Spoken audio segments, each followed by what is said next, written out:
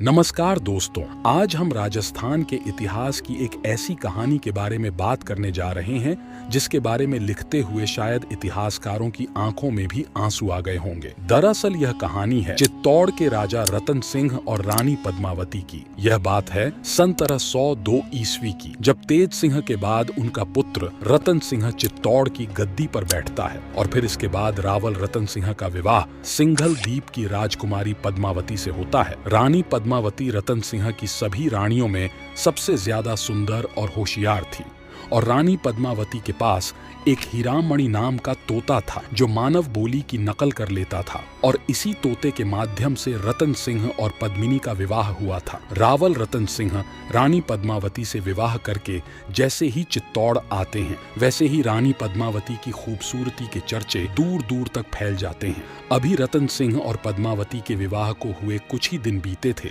कि राघव चेतन नामक दरबारी तांत्रिक की कुदृष्टि पद्मावती पर थी। इसी कारण रावल रतन सिंह ने राघव चेतन को देश निकाला दे दिया और यही से हंसते खेलते चित्तौड़ पर कुदृष्टि के काले बादल छा गए। राघव चेतन अब रतन सिंह से बदला लेना चाहता था, इसलिए वह दिल्ली के सुल्तान अलाउद्दीन खिलजी के पास जाकर रानी पद्मिनी की खूबसूरती के बारे में उसे बताने लगा। इसके बाद अलाउद्दीन के मन में रानी पद्मिनी को पाने की लालसा जाग उठी और वह अपनी सेना लेकर चित्तौड़ पर आक्रमण करने के लिए आ गया और चित्तौड़ दुर्ग की चारों तरफ से घेराबंदी कर दी। अलाउद्दीन ने रावल रतन सिंह को यह पैगाम भेजा कि अगर रानी पद्मिनी उसे दे दी जाए तो वह वापस दिल्ली लौट जाएगा, लेकिन रतन सिंह ने अलाउद्दीन की यह बात मानने से इनकार कर दिया क्योंकि यहाँ बात राजपूतों के स्वाभिमान की थी। 8 महीने तक चित्तौड़ की घेराबंदी रखने के बाद भी जब अलाउद्दीन को सफलता नहीं मिली तो अंत में वह रावल रतन सिंह के पास एक और संदेश भिजवाता है जिसमें वह कहता है कि वह सिर्फ दर्पण में रानी का चेहरा देखना चाहता है। इसके बाद जब उसे दर्पण में रानी का चेहरा दिखाया जाता है तो अलाउद्दीन के मन में रानी पद्मिनी को पाने की लालसा और भी ज्यादा बढ़ जाती है। इसके बाद जब रावल रतन सिंह अलाउद्दीन को बाहर छोड़ने आते हैं तो अलाउद्दीन रतन सिंह को धोखे से बंदी बना लेता है और इसके बाद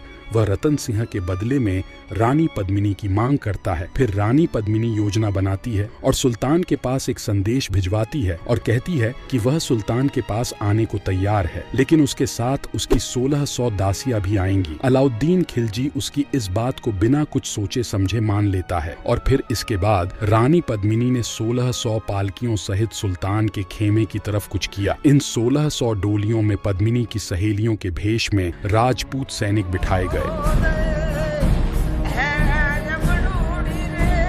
और उन्हें सुल्तान के खेमे तक पहुंचाया गया। प्रत्येक पालकी में एक एक वीर योद्धा सशस्त्र बैठाया गया तथा 66 सहस्त्र चुने हुए वीर कहारों के वश में एक एक पालकी लेकर गोरा के नेतृत्व में सुल्तान के खेमे में पहुंचे। इस प्रकार रानी पद्मिनी के साथ कुल 11,200 वीर योद्धा मौजूद थे। यह पालकियां जैसे ही दिल्ली के शाही महलों में पहुंची तो वीर राजपूतों ने शाही महलों में भयानक मारकाट मचा दी और रावल रतन सिंह को मुक्त कराकर पद्मिनी के साथ चित्तौड़ ले आए। इसके बाद अलाउद्दीन ने चित्तौड़ पर फिर से एक विशाल सेना के साथ आक्रमण किया और चित्तौड़गढ़ को चारों तरफ से घेर लिया। तब राजपूत सेना ने केसरिया धारण किया और दुर्ग के दरवाजे खोलकर दुश्मन सेना पर टूट पड़े और रावल रतन सिंह पद्मिनी के चाचा और भाई गोरा बादल के साथ दुश्मनों से लड़ते हुए वीरगति को प्राप्त हो गए। वहीं दूसरी तरफ दुर्ग में 1600 स्त्रियों ने रानी पद्मिनी के नेतृत्व में जौहर कर लिया